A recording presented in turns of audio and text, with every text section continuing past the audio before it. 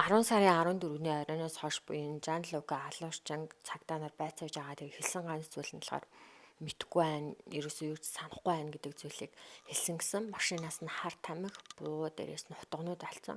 Гэртээ бас маш олон тооны хутга хатгалж яасан гэсэн тэгээд юм жоохон галзуу салаатай юм шиг надад жоохон санагдсан. Дээрээс нь бүр хар тамхинд орсон байсан юм шиг байлээ. За Памелагийн X найз залуу болон хамгийн сайн найз болох бикинигийн брэнд үүсгэн байгуулсан найз нь хэлэхдээ Памелагийн Жан-Лука ямар шалтгаангүй байхад байнга ингээд зоддог. Дээрээс нь уцыг нь хурааж аваад мессеж болгоныг нь уншиж шалгадаг. Ямар шалтгаангүйгээр ална гэж сүрдүүлдэг байсан байгаа. Памела бүр энэ хүнээс үнэхээр айгаад бүр ямар сайндаа Миланд зогтож ирээд ганцаараа амьдарч эхэлсэн. Гэхдээ үнэхээр их мөнгөтэй хүн учраас одоо Италид даяараа хүмүүс мөнгө төлөөд одоо зүгээр гараад ирэх үедээ гэж маш их санаа одоо